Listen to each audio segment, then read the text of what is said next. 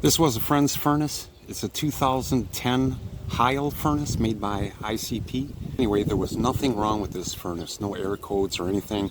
He had a problem with his AC and he decided to upgrade everything, AC and furnace. I never removed a heat exchanger before, so this was a good one to practice on. I pulled it out and I was actually surprised at what I saw. This is the top back part of the heat exchanger, and you can see a hairline crack right here and here. It's actually in all three tubes, although this one's harder to see.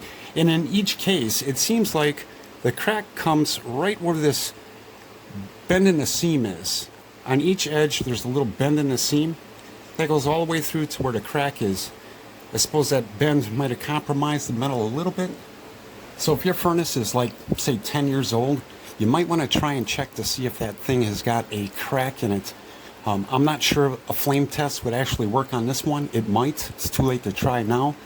But if this is the general area where they crack, because I suppose this bend takes most of the heat before it makes its turn. The other carrier furnace, they're cracking right down here. I guess that would be a little harder to find. But what we're going to do is stick a camera up in there and actually see if we can see one. I got my inspection camera set up.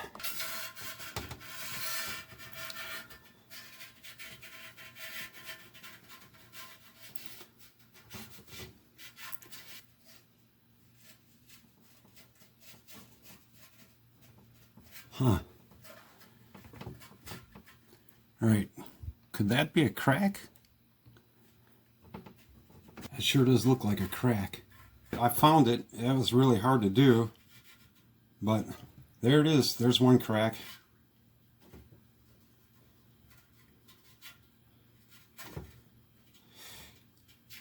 So I'm going to go ahead and check my furnace. I wanted to do the lighter test on my furnace first, but I don't have a grill lighter. So what I did is I brushed out the dog and I made me a dog hair tester.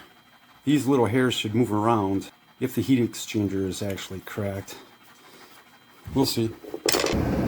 Okay, this is the dog hair method. You can see the dog hair moving around. So this does actually work.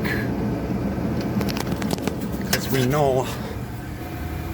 know the exchanger is bad on this one. So, dog hair method works. I invented it.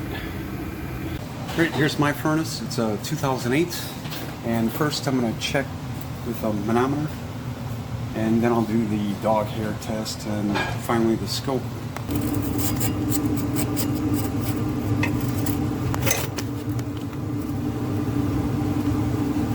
3 strands, nothing's moving.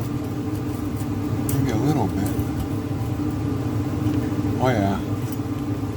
Dog hair's moving a little.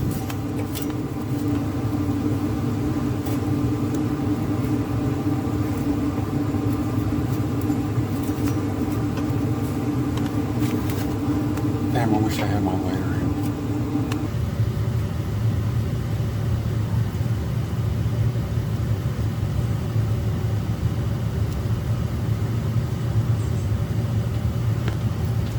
Let's put on the front cam.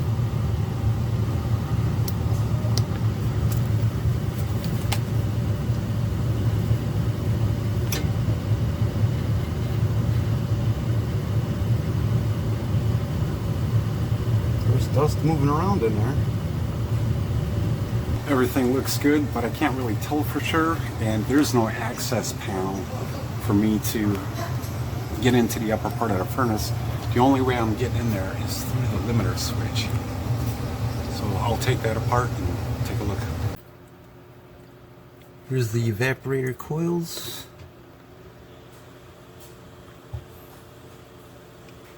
They look a little dirty. I'm surprised there's not dog hair on them, but alright. Now let's get to looking at the exchanger.